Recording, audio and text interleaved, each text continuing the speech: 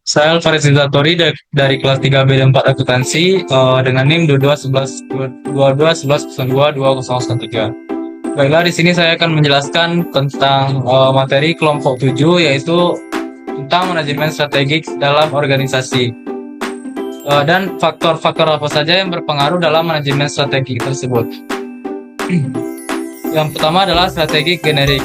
Implementasi manajemen strategi dalam sebuah organisasi itu memiliki perbedaan sesuai dengan tujuan organisasinya.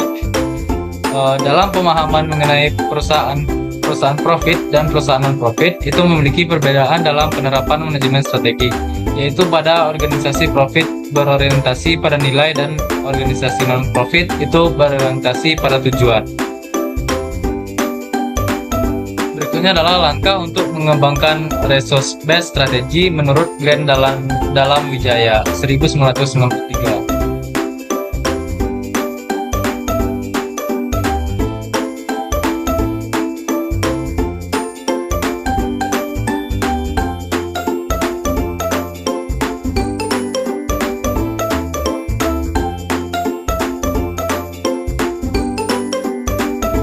Pertama adalah mengidentifikasi dan mengklasifikasi sumber daya.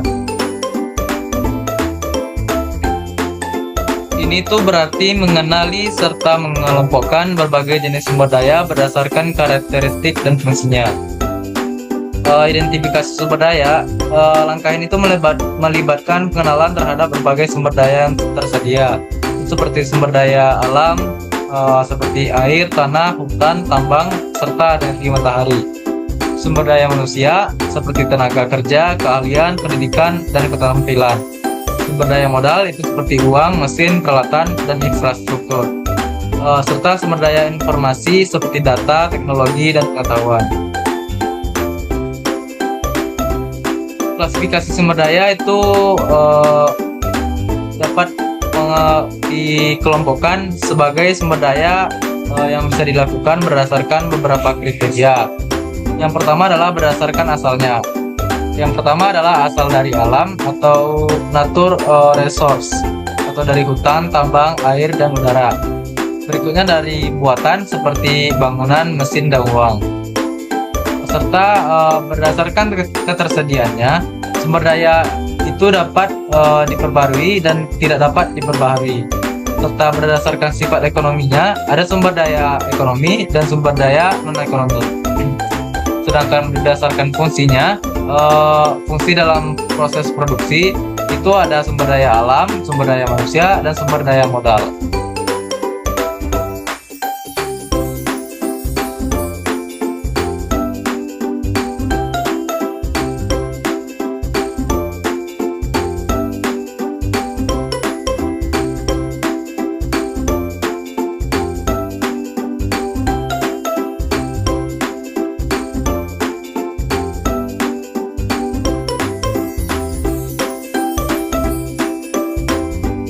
Berikutnya adalah mengidentifikasi dan mengevaluasi kapabilitas. Ini adalah proses penting untuk memahami kekuatan internal perusahaan dan bagaimana sumber daya dapat menciptakan keunggulan bersaing.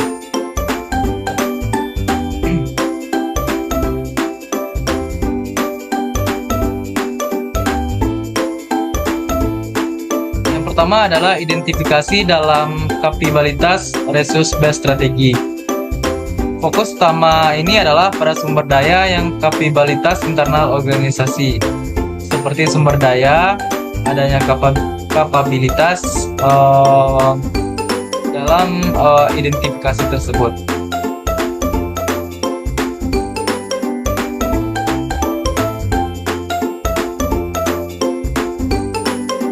Pada bagian sumber daya itu terbagi menjadi 3.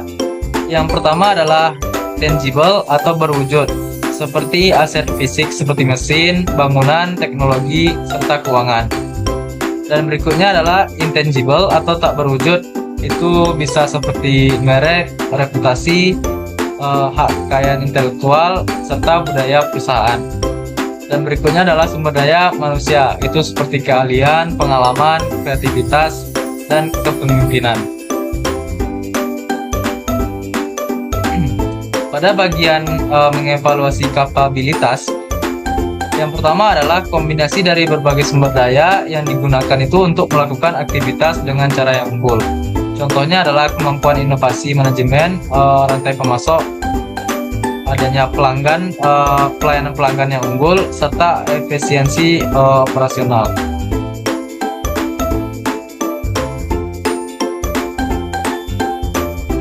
Berikutnya adalah ada beberapa tahap-tahap dalam proses manajemen strategi. Menurut Prison dan Reuring itu ada 5 tahap. Yang pertama adalah model kebijakan Harvard.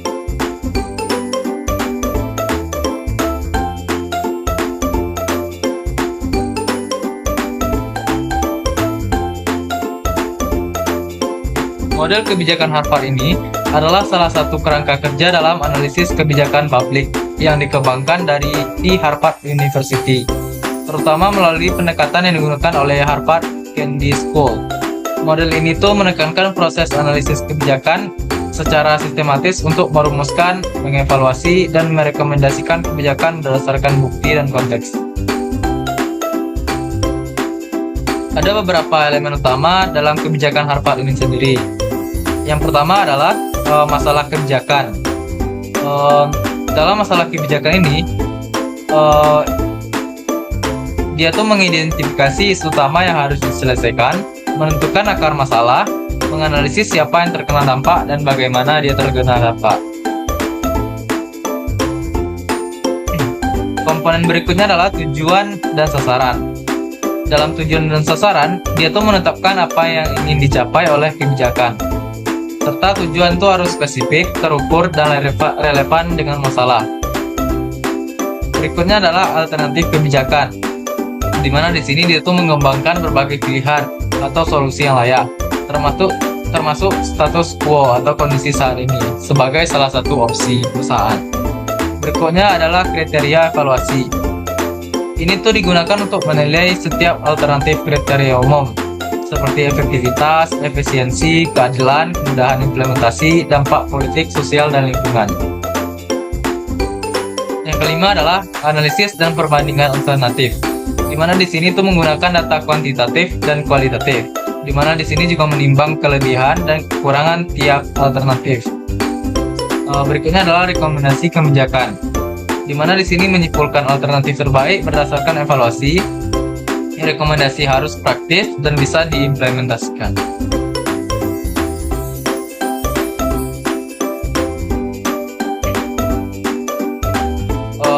Model ini itu sangat berguna bagi pembuat kebijakan, akademisi, dan analisis untuk menghasilkan kebijakan berbasis bukti dan argumentasi logis.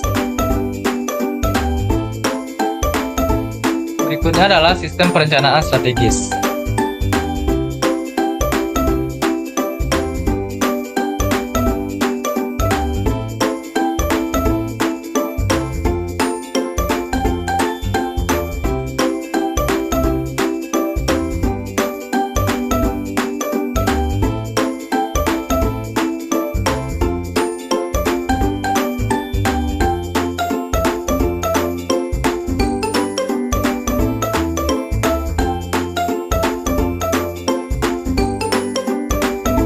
Sistem perencanaan strategis menurut Brisson dan Reuring itu merupakan dua pendekatan yang berbeda, tapi keduanya itu fokus pada peningkatan efektivitas organisasi. Kalau menurut Brisson itu tentang sistem perencanaan strategis. Sistem perencanaan itu terdiri dari beberapa langkah sistematis. Yang pertama adalah memulai dan menyetujui proses perencanaan strategis. Yang kedua adalah mengidentifikasi mandat organisasi. Yang ketiga adalah menjelaskan misi dan nilai organisasi. Yang keempat adalah menganalisis lingkungan eksternal dan internal, atau bisa disebut juga dengan SWOT. Yang kelima adalah mengidentifikasi isu strategis. Yang keenam adalah merumuskan strategi. Dan yang ketujuh adalah menetapkan rencana aksi, serta yang kedelapan adalah mengevaluasi dan menyesuaikan strategi.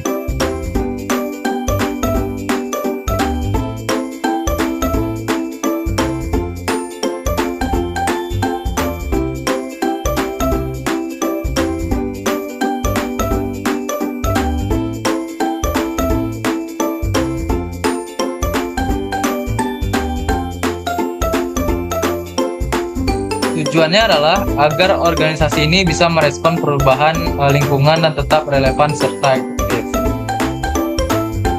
Ada beberapa ciri dalam sistem perencanaan strategis itu. Yang pertama adalah terstruktur dan inklusif, cocok untuk organisasi publik, dan fokus jangka panjang.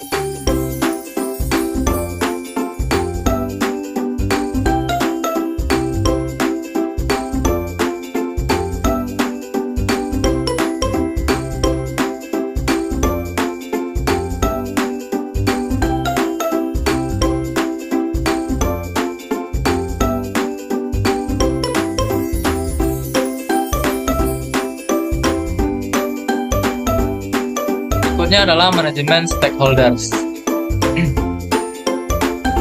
Manajemen stakeholders ini sangat penting karena keberhasilan strategi organisasi ini sangat bergantung pada dukungan dan pengaruh para stakeholders atau pemangku kepentingan. Stakeholders ini juga bisa berupa individu, kelompok, atau intuisi yang punya kepentingan terhadap keputusan atau kinerja organisasi.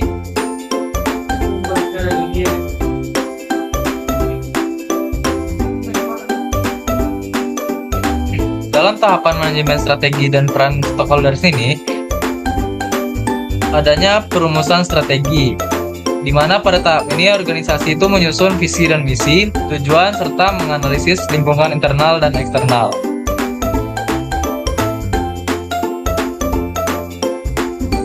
Yang kedua adalah implementasi strategi, di mana tahap ini tuh berfokus pada pelaksanaan perencanaan melalui program, kebijakan, struktur, dan alokasi sumber daya.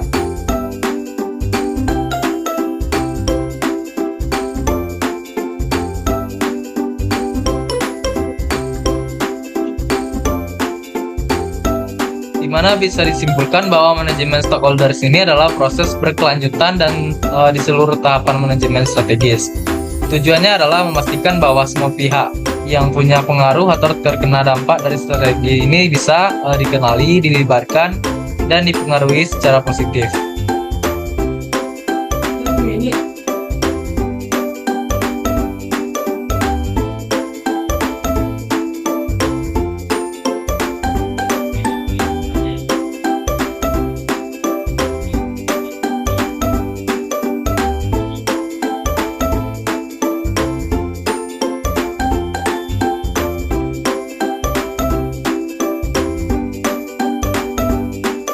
Berikutnya adalah model manajemen portofolio.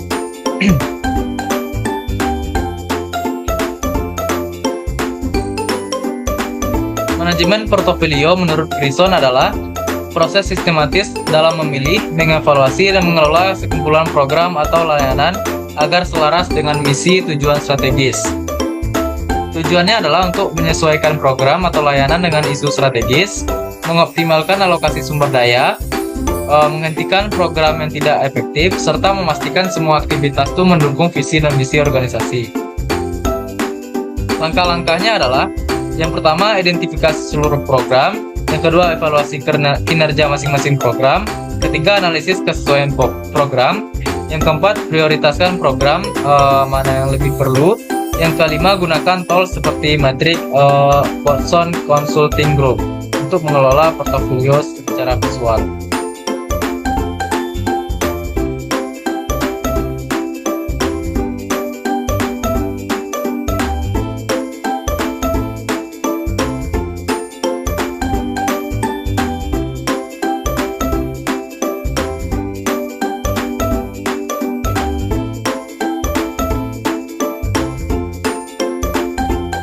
Berikutnya adalah manajemen isu strategis. Manajemen isu strategis ini adalah proses yang digunakan oleh organisasi untuk mengidentifikasi, mengevaluasi, dan mengelola masalah atau isu penting yang dapat mempengaruhi keberhasilan atau kelangsungan hidupnya. Di mana isu strategis ini seringkali berkaitan dengan tantangan besar atau peluang yang dihadapi oleh organisasi dan memerlukan perhatian khusus agar strategi organisasi ini tetap relevan dan efektif. Proses manajemen isu strategis ini ada tahapan umumnya. Yang pertama adalah identifikasi isu strategis, yang kedua adalah evaluasi dampak dan signifikan, Yang ketiga, pengembangan strategi atau rencana tindakan. Yang keempat adalah implementasi solusi. Yang kelima adalah monitoring dan evaluasi. Isu strategis ini juga mempunyai beberapa jenis, seperti yang pertama adalah isu eksternal, yang kedua adalah isu eksternal. Serta alat yang digunakan dalam teknik manajemen isu strategis itu dapat berupa analisis SWOT, PET/CEL analisis, serta stakeholders mapping.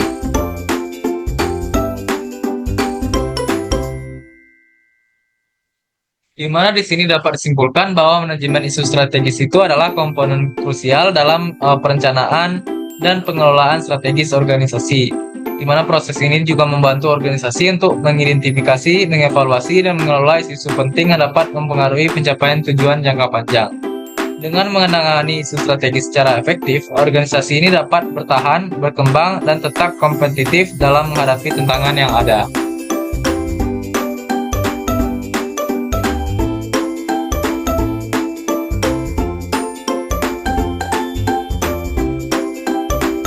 Berikutnya adalah orientasi manajemen strategik.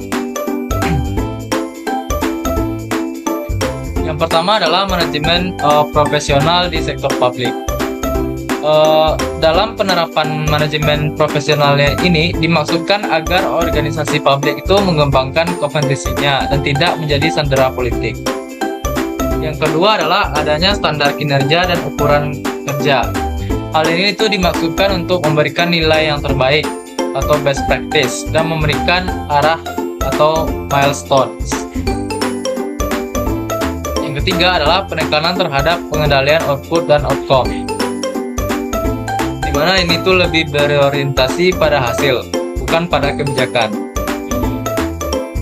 Yang keempat adalah pemecahan unit-unit kerja di sektor publik, di mana di sini adalah model organisasi sektor publik tradisional yang sangat didominasikan oleh model organisasi birokrasi yang dikembangkan oleh Max Weber.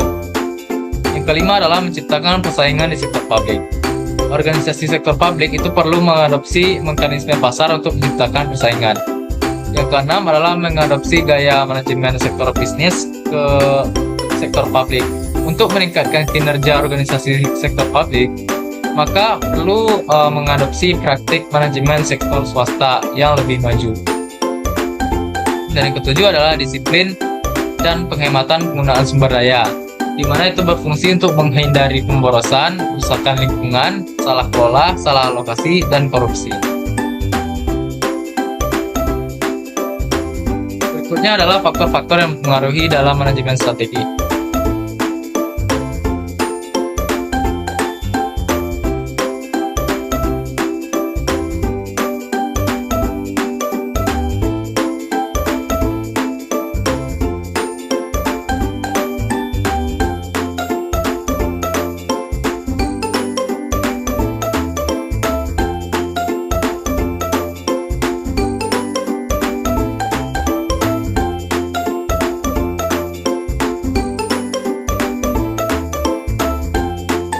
Pertama adalah tipe dan struktur organisasi.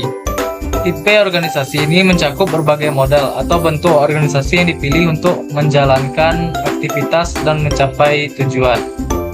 Tiap tipe organisasi itu memiliki dampak yang berbeda-beda pada manajemen strategik, baik dalam hal pengambilan keputusan, fleksibilitas, maupun koordinasi antara bagian organisasi.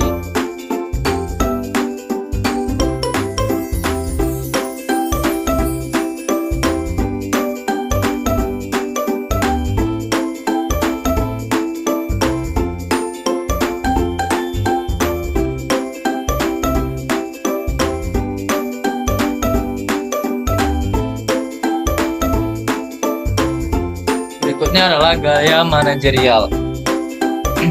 Gaya manajerial dalam manajemen strategik itu merujuk pada cara atau pendekatan yang digunakan oleh seorang manajer dalam mengelola dan mengarahkan organisasi atau tim itu untuk mencapai tujuan jangka panjang yang telah ditetapkan. Dalam konteks manajemen strategik, gaya manajerial sangat berperan dalam bagaimana strategi itu dikembangkan atau diterapkan dan dievaluasi. Serta berikut ada beberapa gaya kepemimpinan manajemen strategik. Yang pertama adalah gaya kepemimpinan autokratis. Yang kedua ada gaya kepemimpinan demokratis, ketiga gaya kepemimpinan transformasional, keempat gaya kepemimpinan laissez-faire, yang kelima adalah gaya kepemimpinan situasional, ya, dan yang keenam adalah gaya kepemimpinan kolaboratif. Masing-masing dari gaya ini itu memiliki kelebihan dan kekurangannya, tergantung pada konteks organisasi, budaya, dan tantangan strategik yang dihadapinya. Manajer yang lebih efektif dalam manajemen strategi itu biasanya mampu menyesuaikan gaya kepemimpinan sesuai dengan kebutuhan organisasi, serta tujuan jangka panjang yang ingin dicapai oleh organisasi.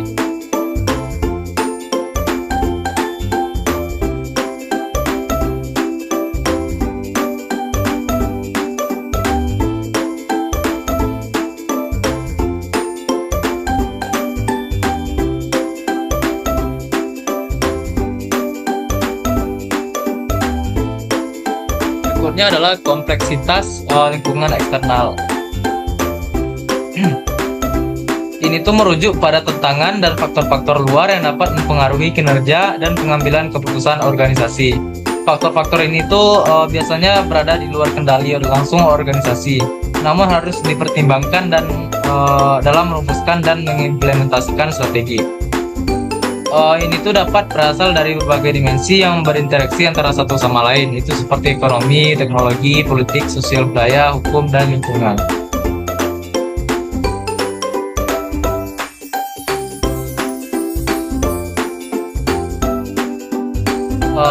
Berikutnya ada beberapa aspek utama dalam kompleksitas lingkungan eksternal itu sendiri. Yang pertama adalah perubahan teknologi, yang kedua adanya faktor ekonomi, yang ketiga adanya faktor sosial dan budaya, keempat adalah faktor politik dan hukum, dan kelima adalah persaingan dan industri, serta yang keenam adalah faktor lingkungan.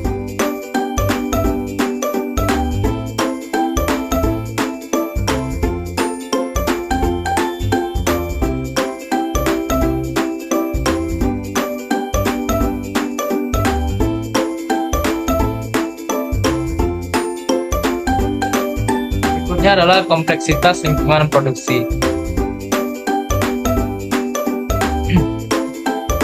Ini tuh merujuk pada tantangan dan faktor-faktor yang mempengaruhi proses produksi dalam organisasi. Faktor ini dapat berasal dari segi dalam organisasi itu sendiri, serta faktor eksternal yang berdampak langsung pada produksi. Dalam manajemen strategik, sangat penting untuk memahami dan mengelola kompleksitas ini agar organisasi itu dapat mempertahankan efisiensi, daya saing, dan berkelanjutan.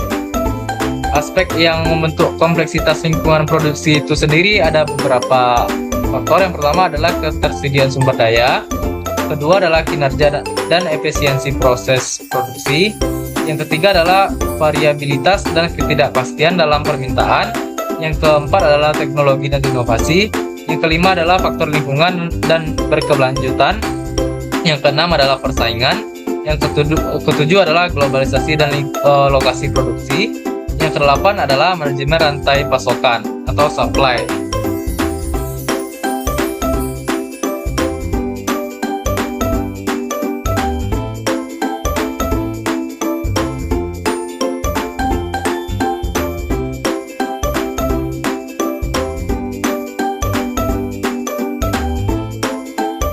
Berikutnya adalah hakikat permasalahan yang dihadapi. Hakikat permasalahan yang dihadapi itu merujuk pada tantangan dan hambatan yang dihadapi oleh organisasi dalam merumuskan dan mengevaluasi strategi untuk mencapai tujuan jangka panjang. Permasalahan ini itu dapat muncul dari berbagai aspek, itu baik internal maupun eksternal. Permasalahan yang dihadapi dalam manajemen strategi itu dapat digolongkan dalam beberapa kategori, seperti yang pertama adalah perubahan lingkungan eksternal yang cepat, kedua ketidaksesuaian antara sumber daya dan tujuan strategis, yang ketiga implementasi strategis yang kurang efektif, yang keempat adalah perubahan dalam preferensi dan harapan konsumen, yang kelima adalah tantangan dalam inovasi dan diferensiasi, yang keenam adalah isu pengelolaan risiko dan ketidakpastian, yang ketujuh adalah keterbatasan dan dalam pengukuran dan evaluasi kerja.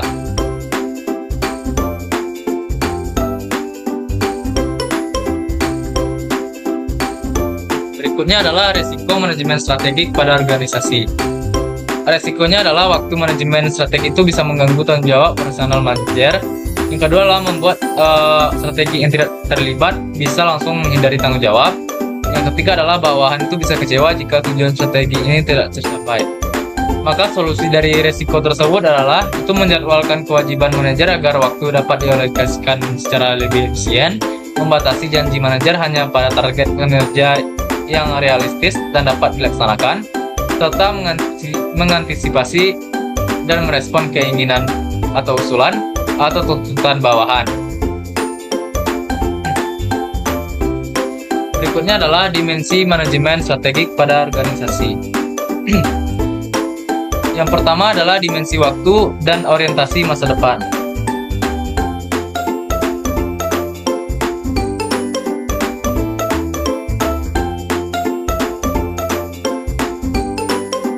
Dimensi ini adalah konsep yang berkaitan dengan bagaimana organisasi itu merencanakan atau mengambil keputusan.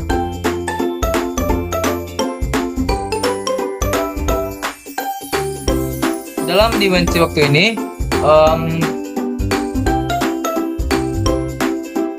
semua yang ada pada dimensi itu memiliki dampak terhadap bagaimana keputusan strategi dibuat.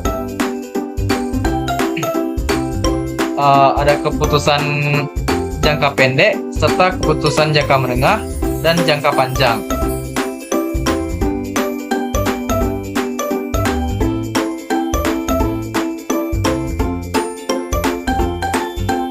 Serta ada beberapa karakteristik orientasi masa depan yang mempengaruhi perencanaan strategi. Yang pertama adalah proaktif versus reaktif. Yang kedua adalah visi dan inovasi. Dan yang ketiga adalah perencanaan jangka panjang dan pengelolaan risiko. Serta yang keempat adalah tanggung jawab sosial yang berkelanjutan. Yang kedua adalah dimensi internal dan eksternal.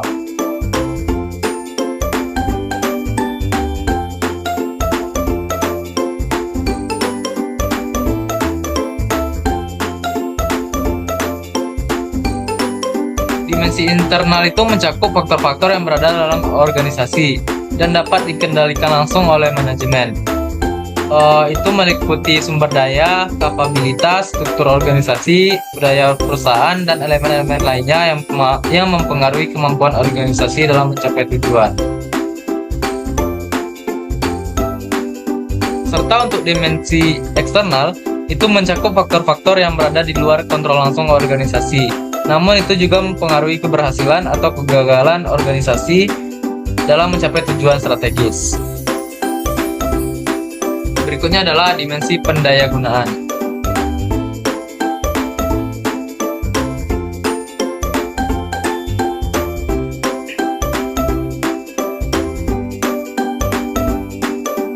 Dimensi ini merujuk pada cara organisasi mengoptimalkan dan memanfaatkan sumber daya yang ada untuk mencapai tujuan dan sasaran strategis.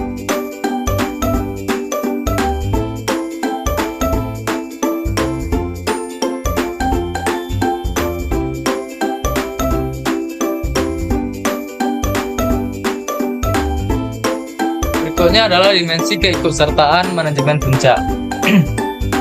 Nah, dimensi ini tuh merujuk pada bagaimana sejauh mana berbagai pihak dalam organisasi itu, baik pada manajemen tingkat menengah, karyawan, atau pemangku kepentingan eksternal itu dilibatkan.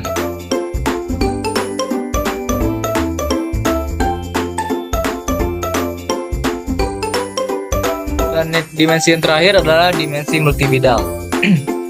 Dimensi ini tuh mengacu pada pendekatan atau kerangka yang melibatkan beberapa bidang atau aspek yang berbeda dalam merumuskan atau mengevaluasi strategi organisasi. Pendekatan ini berarti bahwa organisasi itu harus mempertimbangkan berbagai dimensi atau bidang yang berpengaruh terhadap keberhasilan strategi, seperti bidang eksternal, internal, dan bidang teknologi dan inovasi, bidang pemasaran, dan bidang lain-lainnya. Sekian dari saya. Assalamualaikum warahmatullahi wabarakatuh.